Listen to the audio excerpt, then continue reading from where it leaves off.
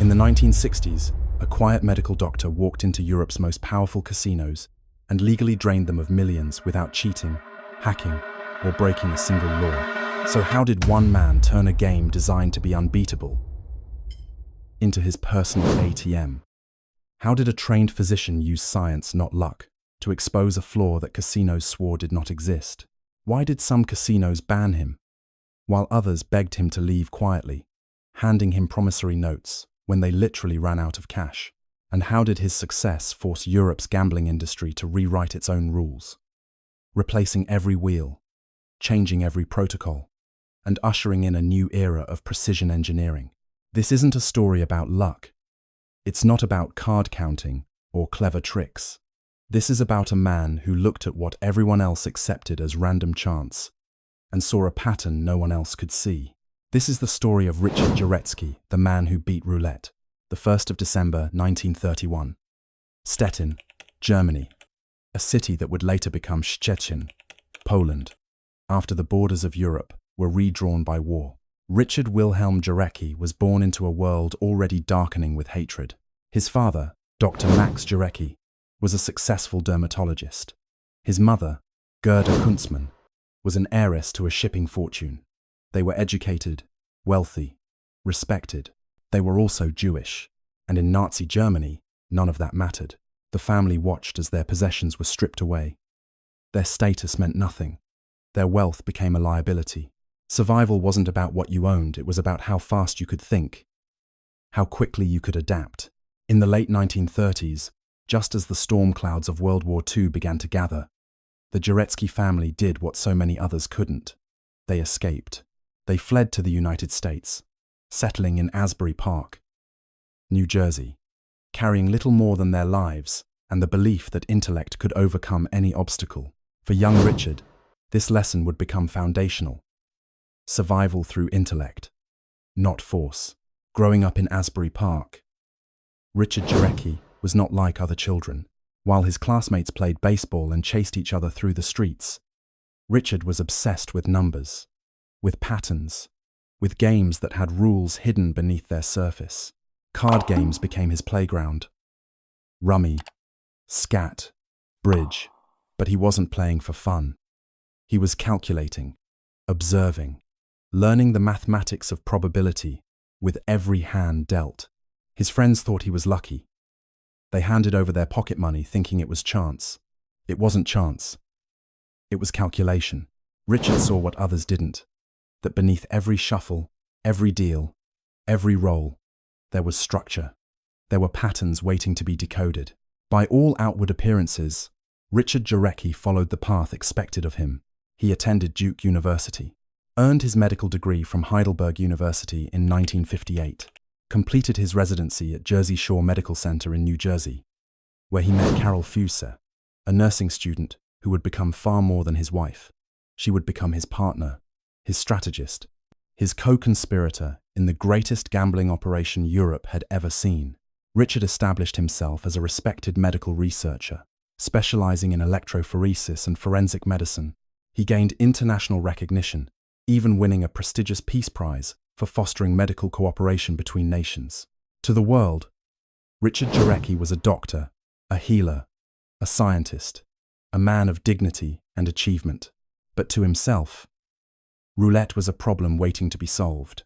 Around 1960, while living in Germany, Richard Jarecki found himself walking through the grand casinos of Europe, glittering chandeliers, well-dressed crowds, the sound of chips clinking, and champagne glasses raised in celebration or consolation. And at the center of it all, the roulette wheel. Most people saw magic. Richard saw mechanics. Most people saw fate. Richard saw friction. Most people accepted the house always wins. Richard questioned why. Roulette wheels, he realized, were not divine instruments of chance. They were machines. Metal, wood, ball bearings, and momentum. And like all machines subjected to years of use, thousands upon thousands of spins, they wore down. Tiny chips appeared. Dents formed. Scratches accumulated. Surfaces became uneven, imperceptibly so to the naked eye, but mathematically significant over tens of thousands of spins. Wear creates bias, and if a wheel had bias, then the game wasn't random. If roulette wasn't perfect, then it wasn't random. And if it wasn't random, it could be beaten. Richard Jarecki made a decision that would change his life. He wasn't going to gamble. Gambling implied luck, chance, hope. No, this was going to be an experiment.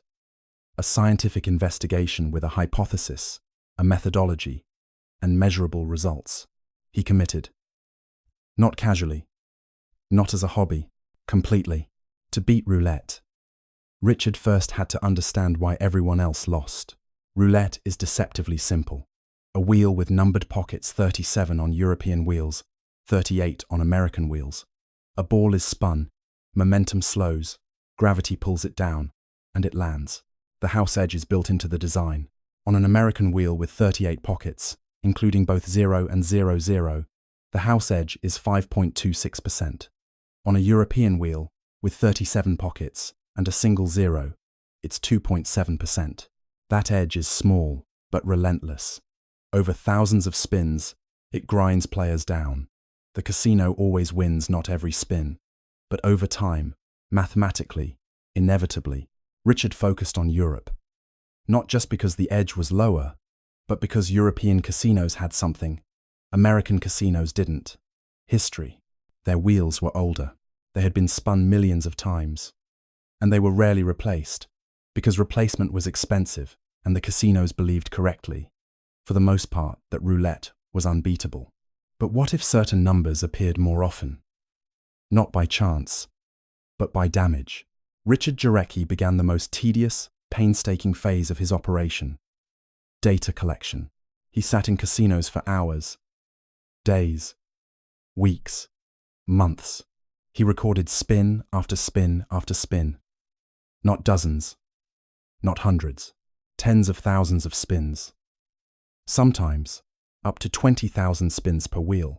Imagine the patience required, the discipline, the sheer mental endurance to sit there hour after hour, recording numbers in a notebook, while others played, drank, celebrated, and lost. But slowly, patterns began to emerge. Certain numbers appeared more frequently than probability dictated. Not dramatically. This wasn't a wheel landing on the same number every 10 spins. The deviations were subtle, statistical, invisible to anyone not analyzing the data with scientific rigor. But they were there. In 1969, Richard explained his methodology to the Sydney Morning Herald. I experimented until I had a rough outline of a system based on the previous winning numbers. If numbers 1, 2, and 3 won the last 3 rounds, I could determine what was most likely to win the next 3. It wasn't magic. It was mathematics, applied to mechanical imperfection. Richard couldn't do this alone. One man sitting at a roulette table for months, recording every spin, would draw suspicion immediately. So he built a team. He called them clockers. Carol, his wife, joined first. Then others, friends, assistants, people he trusted. At its peak, the operation included up to 8 people. They posed as casual players. Tourists, gamblers, enjoying a night out. But they were working, watching, recording. Each clocker would spend a few hours at a table, note the results, and rotate out. No one person stayed too long. No one drew attention. The data flowed back to Richard, who analyzed it, looking for the golden anomaly, a wheel with exploitable bias. And the tension was constant. Casino staff watched everyone. Other players sometimes noticed the team's pattern and began copying their bets, hoping to ride their success. Quiet paranoia hummed beneath every spin. As Richard's winnings grew, casinos became suspicious. They demanded to know his secret, and Richard gave them an answer. One that was brilliant in its audacity. He claimed he was using a supercomputer at the University of London to predict roulette outcomes. In the 1960s, computers were emerging mysteries.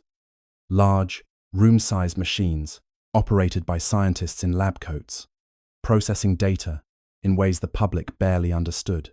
The claim was plausible enough to confuse casino operators, intimidating enough to make them hesitate, and completely false. There was no computer, No algorithm, no high-tech analysis, just manual labor, sharp observation, and relentless data collection. The greatest trick wasn't beating roulette, it was convincing casinos they couldn't understand how. By the mid-1960s, Richard Jarecki was ready to escalate. He secured a loan of £25,000, approximately $267,000 in today's dollars. A staggering sum, a massive risk. But Richard wasn't gambling. He was investing in a proven system. For 6 months in 1964, his team moved across Europe, targeting biased wheels in casino after casino. They won £625,000, roughly $6.7 million in modern terms. The media exploded. Newspapers across Europe ran headlines about the mysterious doctor who was beating the unbeatable game. Casino owners panicked. Players flocked to watch him. Some tried to copy his bets, turning his presence into a spectacle. But his most dangerous gamble was still ahead. Sanremo. The Sanremo casino in Italy was one of Europe's most glamorous gambling destinations. Chandeliers, elegance, wealth flowing like wine, and Richard Jarecki identified a wheel there with a flaw so perfect it seemed almost too good to be true. The wheel had been damaged. Cigarette burns had created friction in specific areas.